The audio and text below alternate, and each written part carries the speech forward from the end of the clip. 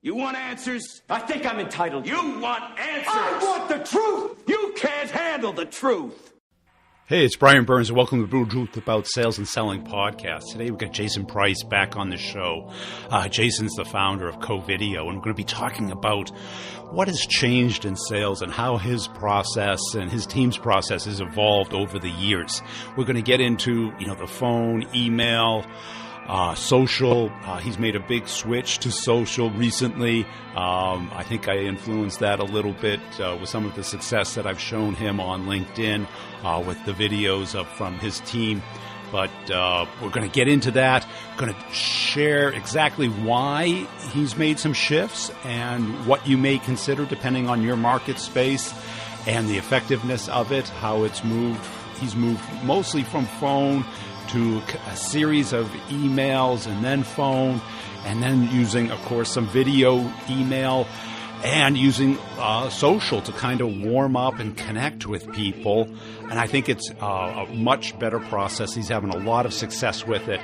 So we're going to get into that. Also, I want to let you know I'm going to have an interview coming up on somebody who's used Nudge, a customer who's used the team version, and they just closed a multiple seven-figure deal. And I want to share that with you because relationships and connections are crucial. We all know it, but yet we don't do it. I don't know why. We have to become part of the tribe. It is part of the process. This cold outreach is becoming harder and harder, and that's why I came up with the course, Start the Conversation and Get the Meeting. I posted a video on LinkedIn. I hope you check it out. It kind of shows you, even when you use social, that if you're not really adding value as a human being, if you're not really connecting and getting some contribution to that person's life, that you're really not doing anything. And it's a funny look at it. So just go to my profile and you can see my activities. It'll be there. I think LinkedIn will keep it up for about 6 months. Also, you can get a free access to the Nudge course by going to b2brevenue.com. Go to training and then how I use AI to crush my number. And the passcode is the word nudge, and you get it for free. Let's get it. Jason on the line. Hey, Jason, welcome back to the show. Hey, we've got a topic today I think we're both passionate about. Is kind of like what has changed about sales a lot and what will never change about sales. Do you have any feelings about this or any thoughts? Well, sounds fun, Brian. First of all, thanks for having me back. Yeah, I do. And so where do you want to start? I mean, in terms of what's not going to change for me, I think it's pretty simple. And that's, people still buy from people that they know, like, and trust, right? I mean, I think on some level, the relationship certainly matters. And then the fundamentals are still there, right? I mean, you still need to qualify your leads. You got to build a pipeline. You got to conduct proper follow-up. What I'm seeing changing, though, is how do you actually conduct those follow-ups, and how are you actually building your pipeline, and how are you actually approaching, let's say, maybe an outbound program to go out and prospect and create new opportunities. So at the high level, it's still the same sort of activity, but I believe what's changing significantly is how we actually conduct that activity, and I feel like companies that aren't changing are probably going to start struggling. Yeah, because, plus we have 3 generations in the workforce today, and they all have their own preferred communication devices and channels and methods. There's a lot of people who don't want to hear from a salesperson unless somebody on their team recommends it. Some people love the phone. Some people hate the phone. Some people love email, hate it. Some people are on socials. Others aren't. Right? Sure. And a lot of people out there are talking about, this is the one way to do it. It's always going to work. You just got to do it. If you just keep doing it, just keep doing it. And I'm like, and people get into these arguments. Is cold calling dead or alive, or is this dead or alive? And I'm like, it just depends on who you're talking to and what you're selling. And I think you brought up the key point is that people haven't changed as fast as the technology has changed. And today it's so easy to start companies and hire a bunch of sales development reps and let them loose on LinkedIn and email and on the speed dialers that it becomes dangerous sometimes with your brand that they're out there. It can. Yeah. And I think people are forgetting that it's a person on the other end of that phone call or email or LinkedIn connection, and everyone's just pouncing. Let me talk about me. If they don't respond, they're not qualified. Well, they may not be qualified that way, right? Right. And yeah, I would say that the game's much more of a patient game now. One of the things that I'm seeing is that the old approach to just banging the phones and trying to get someone on an appointment or to buy your product, it's just not as effective. I think it can still work. I think the long-term detriment of an organization, it still can work if that's what you do every day. And I think what I'm referring to probably is more straight up cold calls to create new opportunities. I would say, if you're in a territory with, a group of customers that's part of that territory that's bought the product before, that's not a straight up cold call. I think there's some things there that don't necessarily apply to that. But I'm talking about going out and generating and creating new opportunities.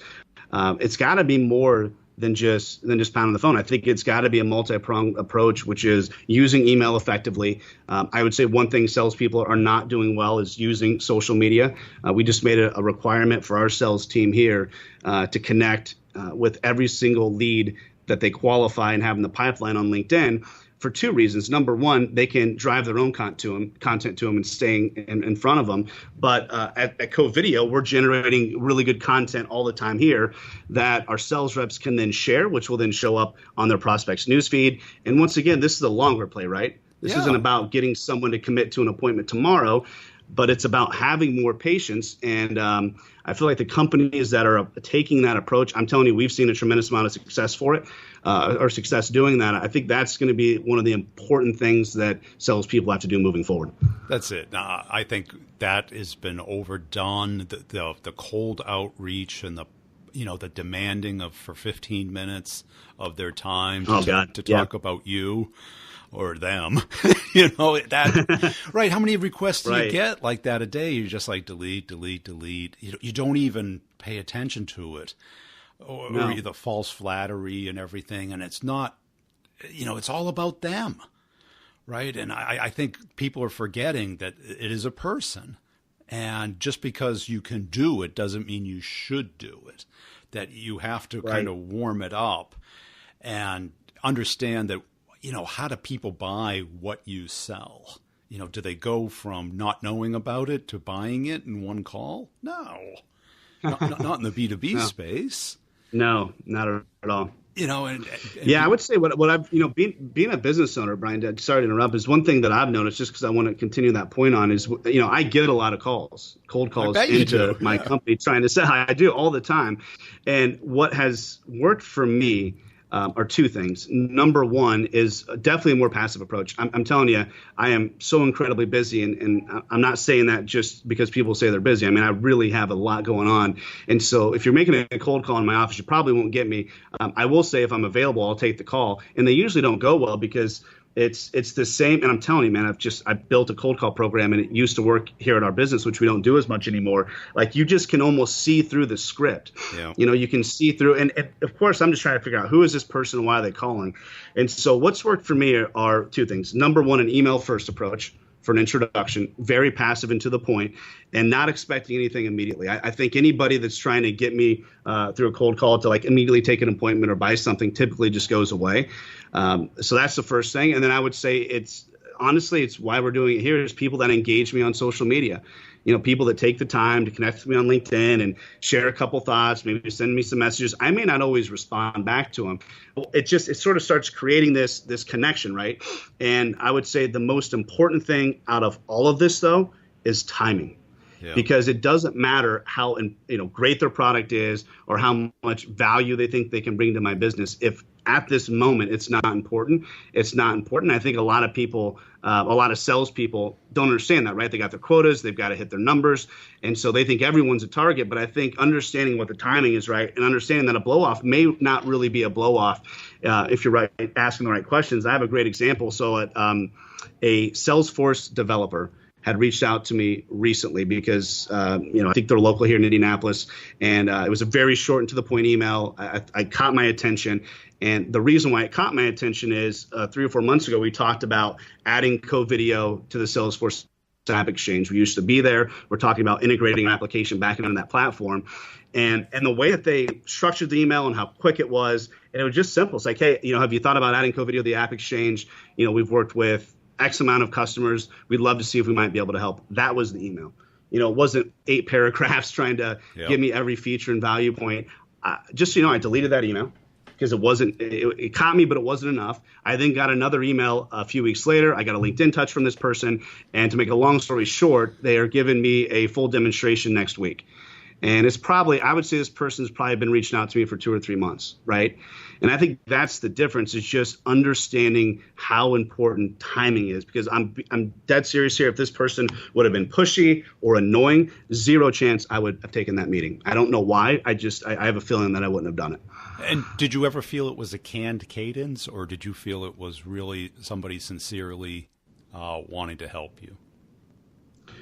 Interesting. Yeah, I would say in this particular case, while probably there were some aspects that were certainly canned, just because that's the nature of building out a sales process, I would say that clearly this organization had reviewed our company and understood why adding our product into the App Exchange so that millions of salespeople would have direct access to video email communication would be a benefit to our business.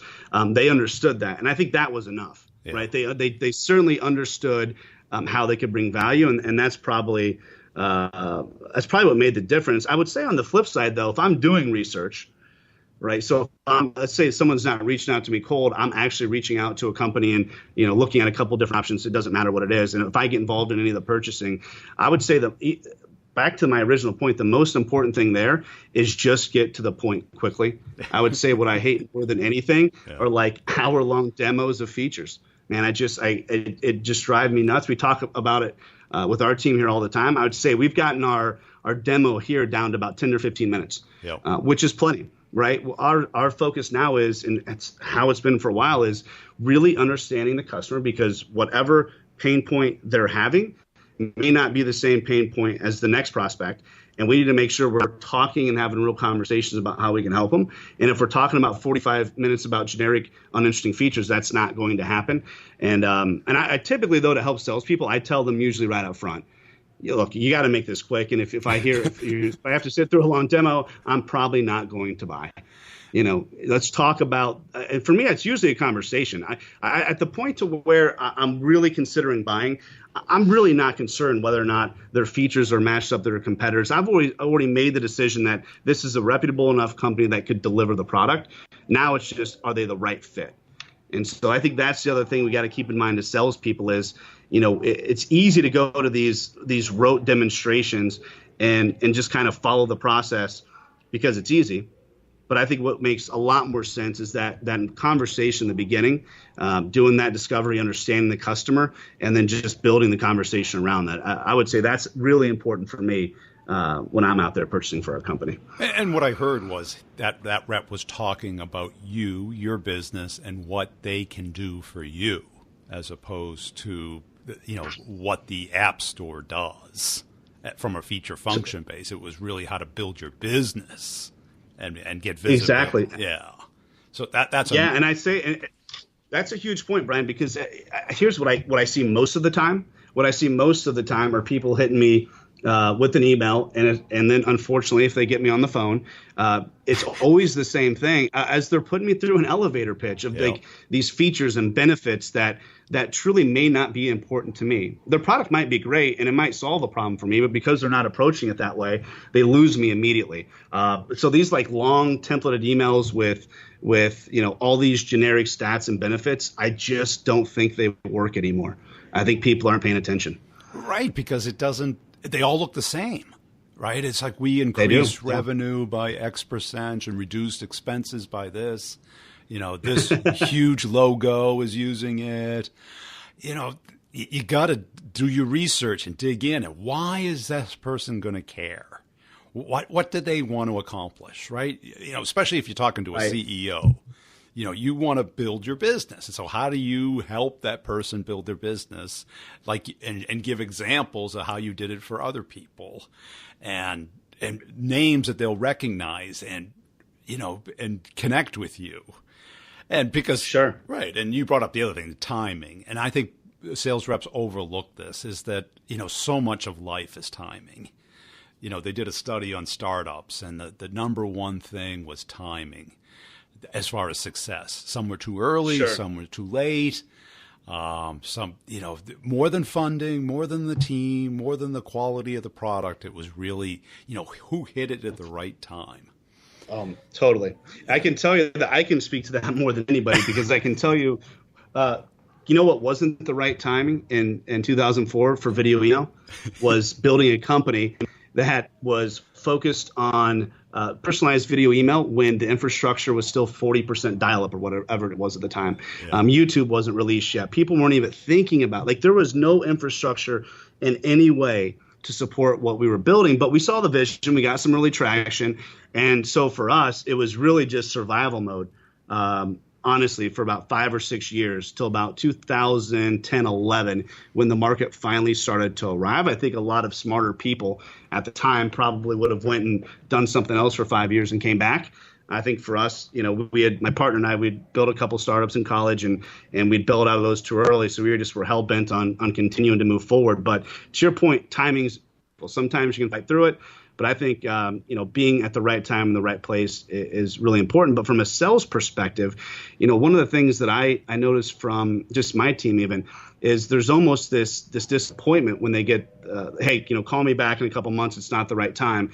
And I think what salespeople need to do a really good job of, or at least a better job of, is understanding the difference between what is truly a push off and what is truly a timing issue, right? Yeah. Because, and the reason why I think this doesn't happen is because we don't ask enough of these questions. We haven't built enough of a relationship to understand what's this potential client going through, what's on their plate right now, what's their priorities, how do we fit into those priorities? And if they say, hey, man, July is going to be a better time, okay, is that because they just don't want to buy and they're too afraid to tell you? Or is it because July is the right time? The only way that you can be able to answer those questions and create the next meaningful follow-up with that potential buyer is to understand those things. And once again, I'll go back to it. If you're rattling off feature for 45 minutes, you're never going to get that answer.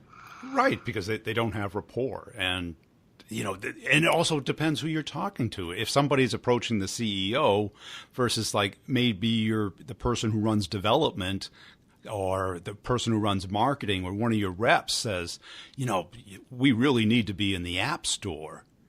All of a sudden now you're like, well, I know somebody who can help us with that, right? Of course, right. Right, because it's not your job to do everything. Yeah. Right? Because you've got your own job to do. But when your people come to you and they make a recommendation that, that we could really increase revenue with this capability, then you're open-minded. Then you're like, yeah, well, tell me how we do that. And I think that's a good point. Yeah. That's a really good point. And so are you suggesting then, because actually, now that I'm hearing you talk about it, funny enough, the reason why I'm actually having the conversation with this developer was because they'd actually gone through one of my managers here. Yep. Who had kind of heard it out and suggested. That's a really good point. Now, they were still hitting me up as well. And I did end up responding based on some conversations we had internally. But do you think there's more value in trying to work your way up through an organization and get referrals? Or do you think there's more value in going directly to the decision maker? I think it all depends on a lot of things, including the person's skill. If you get the decision maker's attention and you have rapport, great. But if they're elusive or uncommunicative, I see nothing wrong with surrounding them in a positive, constructive contribution way, where you are, giving them examples of how to solve a particular problem. Not pushing for time, not pushing for an answer, but guiding them through the decision that they're going to have to make. They're going to have to either put time and money towards this or something else, so that you're asking for change. And change is very hard, regardless of how much it is, either in money or time. And I always sold, very brand new technology, much like where you were when you started. But I was the sales guy with the quota, right? So, I had a base that I could live off of, but I knew, it was a waste of my time unless I could blow away my number. And you'd look at certain technologies and you go, I think this is too early. And most of them were too early. But if you hit it at the right time, because I'd leave those companies and then 3 years later see somebody get an enterprise license at an account that I put a year and a half into, right? And it's just life, and that's what happens, right? Yeah. And you hit, the tornado, right? And you see that in certain companies where all of a sudden the market just has this sucking sound where everybody finds it's now mainstream. And I think you saw this with LinkedIn probably like 5 years ago. You saw it with marketing automation, CRM about 15 years ago. Once it got on the cloud and you didn't need IT's approval anymore, the sales process was cut in half. The VP of sales could make the decision. They didn't need IT anymore. And, I think we're seeing it with products like yours today, where it's like all of a sudden, video is everywhere. Everyone's got a movie camera in their pocket with 4K and editing capabilities. And, even I can figure out iMovie. And boom, I'm getting, 1.4 million views on a video that, took me 3 minutes to make. And so now there's this great opportunity, but the timing is right. Sure. Back when the iPhone came out with no camera, no email, whatever, The good old days, right? It's hard to imagine, actually. Yeah. But I think you made an interesting point there I actually want to dive into. So when you look at, what you can do right now in social, what I would say most frontline salespeople aren't doing well is taking that control into their own hands. I think they're relying on their company or their marketing department to just, push generic stuff out through the company channels. But I think there's a tremendous opportunity right now for sales reps to not only go out and create real connections on places like LinkedIn, but actually create content. Yeah. Meaningful content. And it's not easy to do, right? Because, I think a lot of people, they get in, they go through their normal day and they make their calls and they go home and then do whatever it is they want to at night. My gut is they probably are going to have to spend some time on the weekends and working a little bit in the evening, finding extra time to build this content out. But I'm telling you that the people that I'm seeing take advantage of that to start becoming somewhat of mini influencers, it's having a huge impact. And I just wish more salespeople would do it. We're trying to get our internal team here to start taking advantage of it. But once again, our top producers will, right? Because they're motivated. They want to grow. They like the challenge. The average people probably won't. But I would say that I'd love to see more people taking advantage of that because it's all about the sweet spots. You talked about timing. Like anything, the ROI becomes it sort of diminishes over time, right? With anything new. LinkedIn probably won't be as powerful in terms of how we're using it now in 3 years. It'll still be great, but not as powerful. Well, and I think right now is a massive opportunity for salespeople. It is. And I got a story about that because 3 years ago, I don't know if you ever played with Pulse, their blogging platform. I have. Yeah, they prioritized it so all your connections would get notified when you published a Pulse post.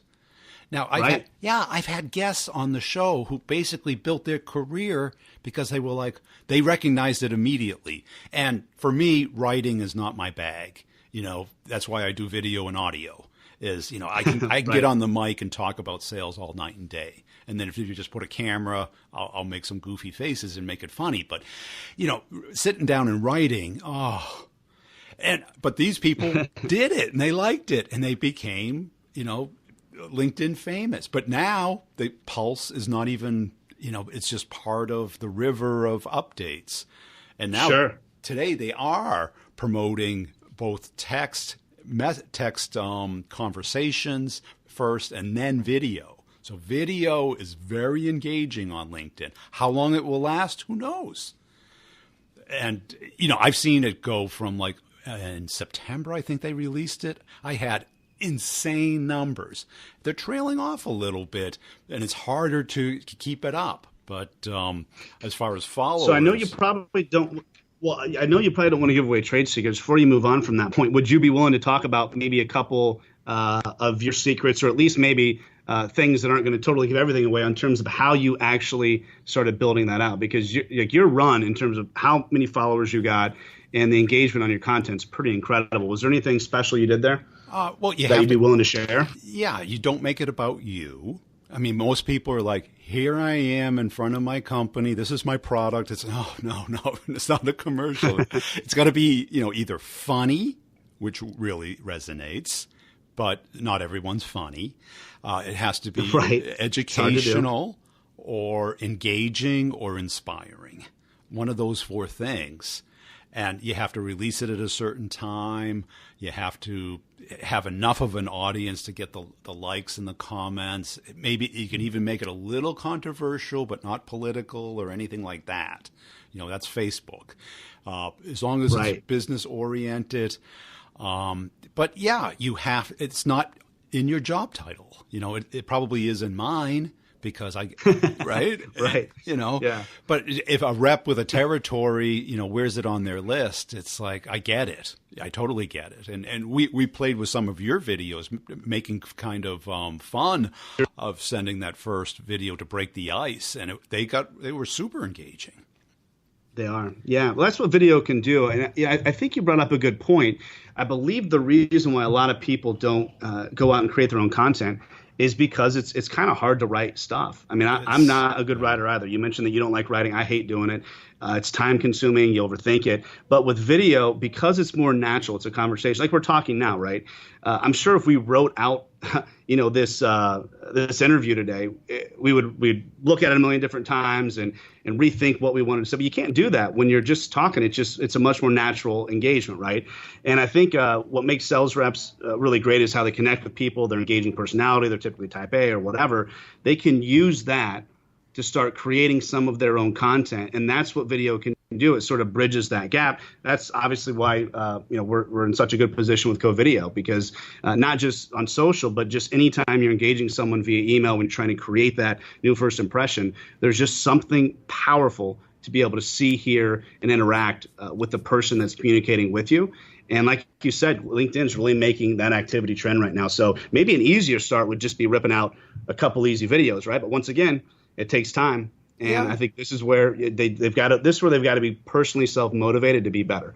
And I think if they are, they can do some amazing things. And that's it, because you make the investment of connecting with all these people. And you get a lot of pushback about not everybody's on LinkedIn. And it's true. It's absolutely true. And it's kind of like all prospecting. It's risk-taking, and there's no proven ROI with it. And, if the management doesn't support it, then, they're definitely not going to do it.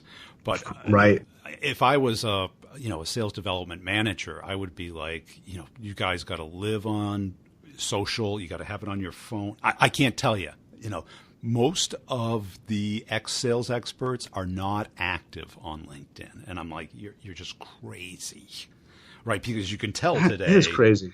These experts aren't active on LinkedIn. I can tell because they're the ones that other people look at. So I can see today if there's green on my phone, meaning that they're online. And 9 out of 10 aren't online. So they're missing out on a big opportunity. I would say the progressive thought leaders in sales, like yourself, right? You get it. And you understand that there's value in it. I think it goes back to sales is changing. And a lot of people aren't jumping on yet, because it's changing. It's weird because while it's happening fast, it feels kind of slow because of the progression. But I would say, to your point, I've noticed that as well. There's probably the same sales trainers telling you to make 100 cold calls a day, right? I mean, it's there's other more productive ways to engage an audience, and I think you hit the nail on the head with LinkedIn. It's powerful right now. Yeah, I think it's doing really good. Any other advice that you'd give reps for the rest of 2018, other than get on Covideo, right? Oh, get on Covideo, yeah. That's so. Number one, you got to look at what. So we've been talking a lot about engagement, right? And so when you look at that first initial response to a new lead that comes into your website, or that first communication, that plain text generic email just is not getting it done anymore.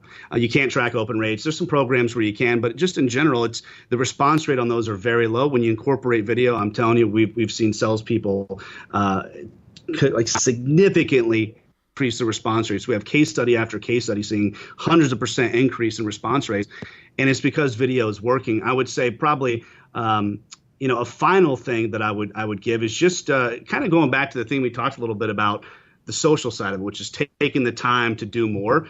And that's just really investing in their own success, whether that is taking time to get on social, to make sure they're continuing to read books, listen to podcasts like yours. That's one thing I keep pushing my people here. I can tell you my very best people are learning. They're doing the most. They're taking in new information. They're aware of new right now, our top sales guy has been absolutely blowing linked up for about a year. And it's not because he was told to, because he got it, right? And I think those are the sort of things to where if you take your own future in your hands, if you make sure you're constantly reading books and understand what's changing, and not just punch the clock from 9 to 5, you can be an amazing sales rep. I think there's a lot of great information out there, but I would just say make sure you're investing in yourself. Well, that's it, because it is your personal brand. It's not like the data in the CRM that when you leave the company, you don't have it, right? When you leave the company, you have your LinkedIn profile. You have those connections, that reputation, that rapport that's already built. And people have seen you, even though they have never met you. Hey, that was a great conversation. And I think, that point about you owning your personal brand, and great if your employer takes advantage of that, and they should. But it is something that you own, and that you need to manage and grow and build. And you may think it's an annoying part of the job, but it is an asset that compounds. And quit thinking about Bitcoin and cryptocurrency and blockchain, and invest in you. You are the asset. You are the means of production. And when you can figure that out and then be able to automate it through technology and then outsource it to labor arbitrage via Upwork or virtual assistants, then you can really start to scale you as your own personal brand, your own personal sales machine, and be able to grow in this career that we call sales. There's no other career like this. It's just doesn't exist anywhere else. So please make sure you're checking out Covideo. Sign up for it. Give it a try. It seems to work best as not the first email, but the second email or the third email, or explaining your product. It's just so much more visual. You connect with people. I've had enormous success with video this year.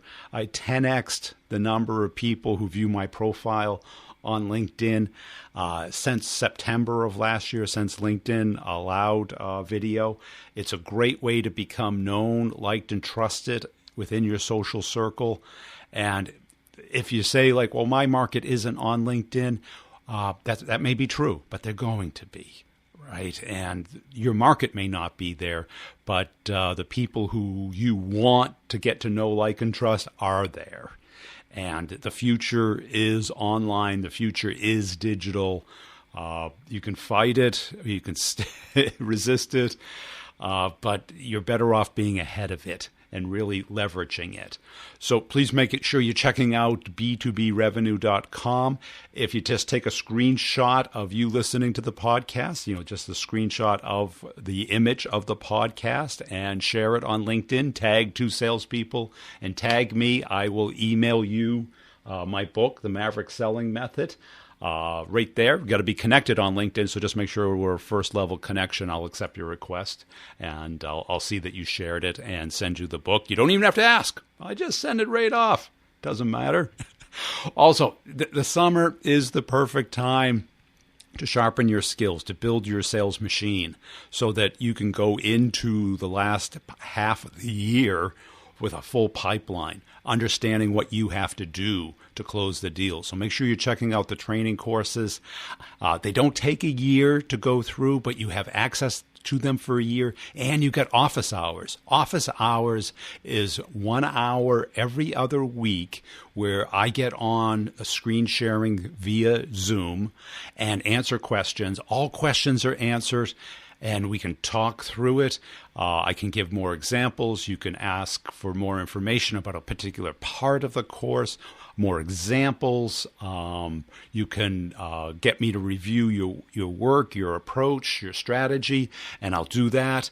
And you get to keep that and have it become part of the course. It's just a great way to sharpen the saw and bring your game to the next level. And I think to not take advantage of it is just foolhardy. I've made the prices, a monthly payment. You can pay all at once if you want, but you can pay by the month for the full 12 months. And as a professional, you just got to do that. If you don't, you think you're saving money, but it's going to cost you tens of thousands of dollars in lost commission and maybe your job. And you just may miss out on this year. And time, we cannot get time. So the only thing we can do is be smarter about the use of it. And that's what it's all about. Thanks for listening. Please tell somebody about the brutal truth about sales and selling. And I'll see you next time.